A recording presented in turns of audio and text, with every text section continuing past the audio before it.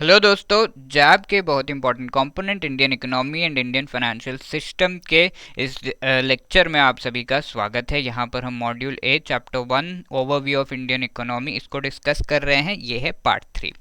पिछले सेशन में हम ऑलरेडी डिस्कस कर चुके हैं कि किस तरीके से ब्रिटिश रूल के समय इंडियन इकोनॉमी में डाउनफॉल आया और कैसे हमने इसमें इम्प्रूवमेंट लाने की पूरी कोशिश की है। 2021 में हमारा जो ग्लोबल जीडीपी में कंट्रीब्यूशन है वो 7.3% है। बट इंडियन इकोनॉमी जिस तरीके से नियर स्टैग्नेशन, इंडस्ट्रियलाइजेशन कम था, यहाँ पर इन सभी चीज़ों से कैसे उभर कर आया, ये जर्नी हमने किस तरीके से की, उसे कैसे हमने एकम्प्लिश किया, इस पर डिटेल डिस्कशन अभी हम करते हैं। इंडियन इकोनॉमी आफ्टर इंडिपेंडेंस किस तरीके से हमने सारी चीज़ों को रिकवर किया वो हम डिस्कस करते हैं। तो जिस तरीके से हम जानते हैं कि 1947 में इंडियन इकोनॉमी का कंट्रीब्यूशन वर्ल्ड जो ग्लोबल जीडीपी है उसमें ओनली 3% बाकी रह गया था। अब 2021 में इसको हम 7.3% तक ला पाए हैं और इस कंट्रीब्यूशन को बढ़ा पाए हैं। तो अलग अलग स्टेजेस में ये चीज़ हुआ। 1947 के बाद कुछ साल तो काफ़ी सारे चेंजेस जो है हमारे पॉलिटिकल सिस्टम में मेनली आए, और 1950 के बाद से 5 ईयर प्लान्स की शुरुआत जो हुई, तब से हमने इकोनॉमिक जो हमारी कंडीशन उसको बेटर करने की पूरी कोशिश की है। तो ये स्टेजेस में हुआ है। सबसे पहला स्टेज है 1947 से लेकर 1980 के बीच में। तो 1980 के बीच में, इससे पहले हमने इंडस्ट्रियलाइजेशन पर बहुत ही ज़्यादा ध्यान दिया और 5 ईयर प्लान्स को हम लेकर आए। इन 5 ईयर प्लान्स पर भी आगे के जो चैप्टर्स उनमें हम डिटेल डिस्कशन करेंगे। ये बेसिकली ऐसे प्लान्स है जिससे 5 साल के लिए आगे इकोनॉमी में हम करेंगे क्या, हमारे टारगेट्स क्या है, उसको हम डिसाइड करते थे। एग्रीकल्चरल सेल्फ सफिशिएंसी लेकर आए। इंडिपेंडेंस से पहले हम जो ग्रेन्स है, फूड ग्रेन्स है, वो इंपोर्ट करते थे। इंडिपेंडेंस के आसपास भी हम फूड ग्रेन्स को इंपोर्ट करते थे। But agricultural self sufficiency green revolution के थ्रू हम लेकर आए, और इस ग्रीन रेवोल्यूशन के सूत्रधार रहे हैं डॉक्टर एम एस स्वामीनाथन, और इन्हें फादर ऑफ ग्रीन रेवोल्यूशन भी कहा जाता है। इनके बारे में और डिटेल में आगे के जो चैप्टर्स में हम डिस्कस करेंगे। ये इससे हमने जो बेसिक नेसेसिटीज है हमारी उसको फुलफिल किया, और ये सब हमने किया स्टेट कैपिटलिज्म के थ्रू मेनली। इस समय में पब्लिक सेक्टर जो एंटरप्राइजेस हैं उनको हमने प्रमोट करने का काम किया। प्राइवेट सेक्टर का बहुत ज़्यादा रोल इसमें नहीं था, गवर्नमेंट सारी चीज़ें संभाल रही थी मेनली। बट इस समय की जो ग्रोथ रेट थी वो जो थी बहुत ही कम थी। इस पूरे समय में 1980s तक हम कह सकते हैं ग्रोथ रेट जो है ओनली 3.5% रहा है इंडियन इकोनॉमी का, राइट। तो इससे एक नाम दे दिया गया कि इंडियन इकोनॉमी इसी ग्रोथ रेट के आसपास रहती है, तो Hindu growth rate of growth इसको जो है नाम दे दिया गया। और ये जो नाम है प्रोफेसर राज कृष्णन इन्होंने दिया था, राइट। तो ये नाम आपको याद रखना होगा, प्रोफेसर राज कृष्णा, राइट। तो हिंदू रेट ऑफ ग्रोथ 3.5% पर ही हम रहे, बट हम कोशिश करते रहे। इस समय पे जो सेक्टरल कंट्रीब्यूशन रहा है, तीनों हमारे सेक्टर्स, प्राइमरी सेक्टर जिसमें मेनली एग्रीकल्चर का कंट्रीब्यूशन है, उसका हाईएस्ट कंट्रीब्यूशन था 1950 से 1980 के बीच में। धीरे धीरे जो इंडस्ट्रियल और सर्विस सेक्टर का कंट्रीब्यूशन आगे जाकर बढ़ने लगा। अब 1980 के बाद के समय की अगर हम बात करें तो ये दूसरा स्टेज हमारा हो गया रिकवरी का, और धीरे धीरे जो डेवलपमेंट है इंडियन इकोनॉमी में वो हुआ। और 1980 के बाद हमने कुछ ऐसे स्टेप्स लिए जिससे हम कह सकते हैं कि हम इंडियन इकोनॉमी में 2 तरीके के पार्टिसिपेशन को बढ़ाने की कोशिश कर रहे थे। पहला तो हमारा ग्लोबल जो पार्टिसिपेशन है, ग्लोबल जो कनेक्ट है, उसे बढ़ाने की कोशिश कर रहे थे। कैसे बढ़ाया जाएगा? ये ट्रेड को बढ़ाकर, इंपोर्ट्स को और ज़्यादा अलाउ करके, एक्सपोर्ट्स को और ज़्यादा प्रमोट करके, साथ में प्राइवेट सेक्टर के साथ भी हम धीरे धीरे जो कंट्रीब्यूशन है प्राइवेट सेक्टर का जीडीपी की तरफ उसे बढ़ा रहे थे।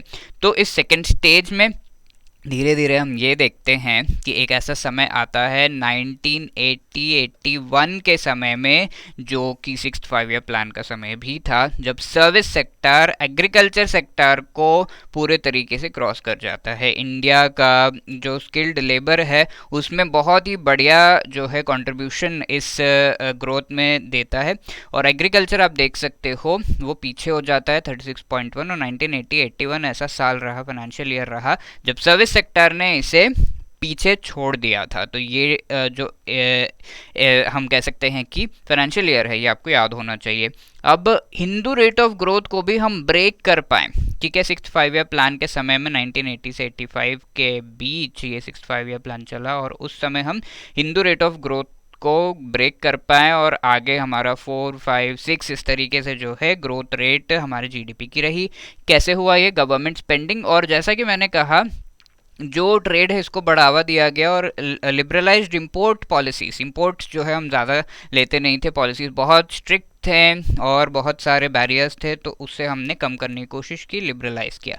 मैन्युफैक्चरिंग हम लग्जरी गुड्स की कर रहे थे, और ये जो लग्जरी गुड्स है उससे जो रिटर्न्स आते हैं, इनकम आती है, वो बहुत हाई रहती है। और वन ऑफ देम हम कह सकते हैं जेम्स, प्रेशियस जो मेटल्स हैं, स्टोन्स है, उसकी जो है एक्सपोर्ट हमने बढ़ा दी, राइट। तो ये चीज़ें हमने की, और इसके साथ धीरे धीरे हमने कोशिश की कि हमारी जो इकोनॉमी है वो ओपन अप हो।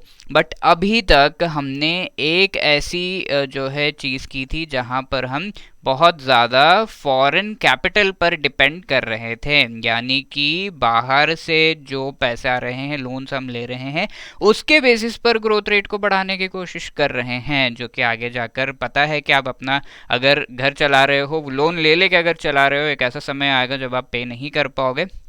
ये चीज़ हुई 1990s के टाइम पर, जब बैलेंस ऑफ पेमेंट क्राइसिस हुआ हमारी इकोनॉमी में। और बैलेंस ऑफ पेमेंट क्राइसिस का को हम इसको भी हम बहुत डिटेल में आगे के सेशंस में डिस्कस करेंगे। बट अगर हम लेमन टर्म्स में इसको समझने की कोशिश करें, हमने जो बाहर के कंट्री से, जैसे यूएसए से पैसे लिए हैं, उसको हम लौटा नहीं पा रहे थे, क्योंकि हमारे पास डॉलर्स बचे ही नहीं थे कि हम उन्हें लौटा पाएँ, राइट। तो वो पैसे जब आप नहीं लौटा पा रहे हो, तब आप डिफ़ॉल्ट कर जाते हो, और इंडिया को और लोन्स नहीं मिलेंगे, ग्रोथ नहीं होगी, राइट। तो ये बैलेंस ऑफ पेमेंट क्राइसिस हो गया, और हमारे पास फॉरेन करेंसी बची ही नहीं थी। इवन दो हम बहुत सारे फॉरेन करेंसी ले रहे थे, एक्सेप्ट कर रहे थे, बची ही नहीं थी। तो इसमें हमारी हेल्प जो है आईएमएफ ने की, जो कि इंटरनेशनल मॉनेटरी फंड इसे जो है कहा जाता है, इस ऑर्गेनाइजेशन ने हेल्प की। बट कुछ कंडीशंस लगाए गए कि आपको अपनी इकोनॉमी को और भी ज़्यादा ओपन करना होगा, राइट। तो हम लेकर आए एलपीजी रिफॉर्म्स, जो कि लिबरलाइजेशन, प्राइवेटाइजेशन और ग्लोबलाइजेशन के रिफॉर्म्स थे। लिबरलाइजेशन में हम ये कह सकते हैं जो प्राइवेट सेक्टर है उसके जो भी इन्वॉल्वमेंट है इकोनॉमिक एक्टिविटीज़ में, उसको बढ़ावा देने की कोशिश की। इससे पहले हमारा चलता था लाइसेंस राज, ठीक है। जो भी आपको करना, कोई इंडस्ट्री ओपन करनी है तो लाइसेंस लेना होगा गवर्नमेंट से, गवर्नमेंट की परमिशन लेनी होगी। अब उसे हटा दिया गया, लाइसेंस ज़रूरत नहीं है, आप ओपन कर सकते हो, कुछ कंडीशंस है, कुछ जो है सर्टिफिकेट्स वो बनाने, और फिर यू कैन ओपन, ठीक है। लिबरलाइज कर दिया गया, प्राइवेटाइज कर दिया गया, यानी कि सारे के सारे पहले जो हमारे एंटरप्राइजेस थे वो पब्लिक एंटरप्राइजेस, गवर्नमेंट का मेजर शेयर इसमें रहता था, 50% से ज़्यादा, यानी 51% हम कह सकते हैं, उससे ज़्यादा गवर्नमेंट का शेयर रहता था। अब उन्हें प्राइवेटाइज किया गया धीरे धीरे, राइट। इसमें जो है गवर्नमेंट अपना शेयर कम करके 30% कर देती है एक एंटरप्राइज में, तो वो प्राइवेट सेक्टर के जो एंटिटीज है वो सब उसे देने लगता है। और साथ ही साथ जो ग्लोबल वर्ल्ड है उसके साथ कनेक्ट बढ़ाया गया थ्रू ग्लोबलाइजेशन, जहां पर इंपोर्ट एक्सपोर्ट ट्रेड को बढ़ावा दिया गया। ये सारी चीज़ें हम देखते हैं, जो कि 1990 से 2008 तक इंडियन पूरे ग्रोथ में बहुत ही ज़्यादा कंट्रीब्यूशन देता है। और इसमें सर्विस सेक्टर का जो कंट्रीब्यूशन है, 2021 के ये फिगर्स हैं, वो बढ़कर 61% तक हो जाता है। तो एलपीजी रिफॉर्म्स हम 1990-91 में लेकर आते हैं। इसके साथ 8th 5 ईयर प्लान जो है उसको 1992 में हम लेकर आते हैं और उस समय जो ग्रोथ था वो 6.7% रहता है।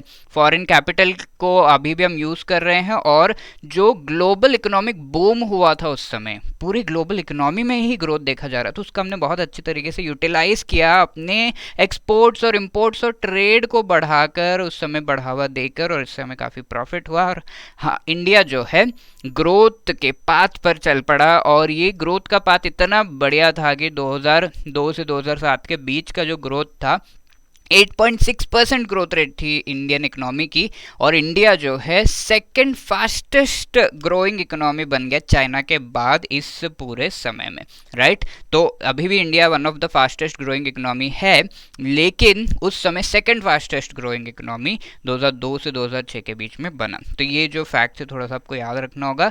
अब 2008 में एक ग्लोबल क्राइसिस आती है जिसे लेमैन कोलैप्स कहा जाता है। लेमैन एक बहुत ही इंटरनेशनल फाइनेंशियल सर्विसेज की फर्म है जिसने ऐसे लोन्स दे रखे थे जो कि सब प्राइम थे, यानी कि डिफॉल्ट हो गया था, उस पर पैसे लौटा नहीं रहे थे, और इसका पूरा इफेक्ट पूरे दुनिया पर पड़ा। और कई सारे और भी ऐसे फर्म्स थे जो कोलैप्स हुए, लेमन कोलैप्स कहा गया इसे।